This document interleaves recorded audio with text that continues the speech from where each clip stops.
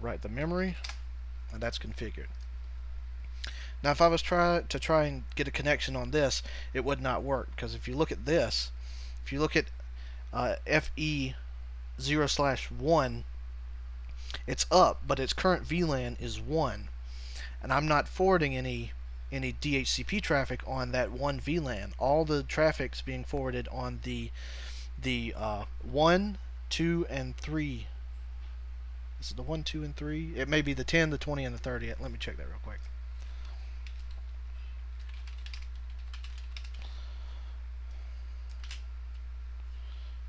30. 10, 20, and 30. That's what it'll be on. So whatever you apply to that .1 queue, that's what it will be. Now let's do the configurations. So we'll do command line.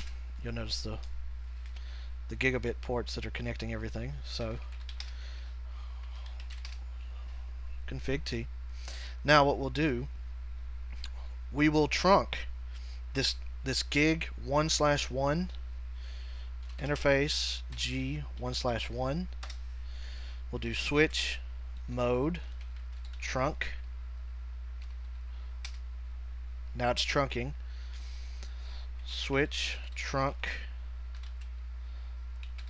allow 10, 20, 30. That way it processes all VLANs. Let me check that.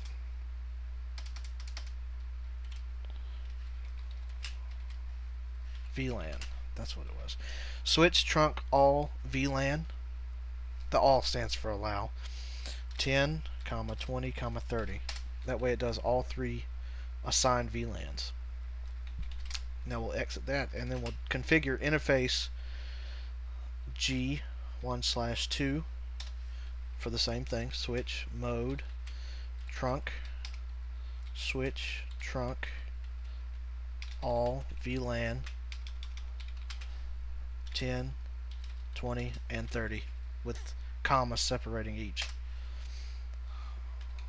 Now we'll configure the FA 0/1, which the computer is attached to. FA 0/1 switch mode access switch access VLAN 10. It says here that the access VLAN does not exist, creating VLAN 10. You can go through and you can set up your VLANs initially on the configuration of the switch, but I did not. These are just plain switches. I just added that to this command line, and it just created the VLAN 10 network. Okay, exit. Write memory. That switch is configured. Let me just go through and configure these other ones.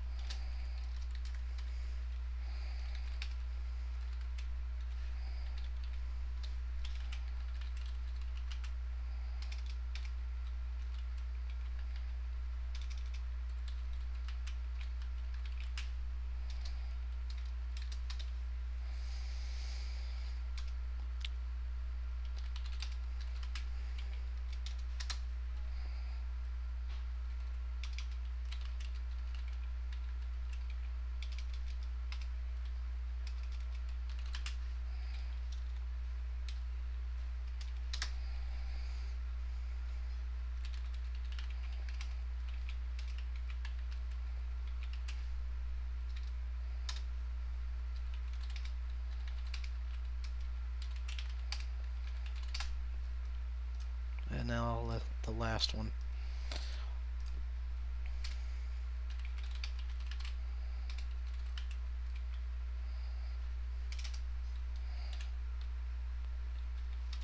Since this one only has one connected to the trunk, I'll just configure G1/1.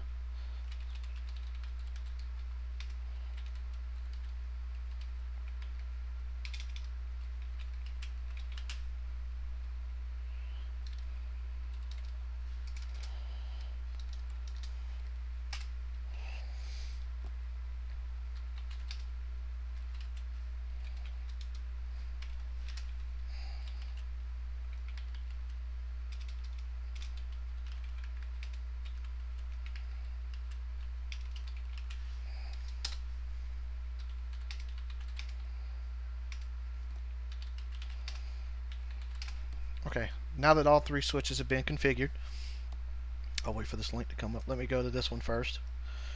Now I should be able to go to desktop, IP configuration, switch on DHCP, and it should acquire a DHCP address, which it does. 1.2. Since this is on the 10 VLAN, it connects and receives the 1.2. Okay, now let's check our second one. Desktop, IP, DHCP. 2.2. This is in the 20 VLAN, which is connected to the subinterface of 2.1 or 2.0. And we'll check the last one. Desktop, IP address, DHCP. 3.2. All have been configured correctly, and they're all going to their default gateway, which is 3.1, because that's the DHCP they're receiving. Now you should be able to ping between, since the IP routes are established, they're all successful. Should be able to ping to the router. Everything's successful. And that's how you do subinterfaces with VLANs. Thanks for watching.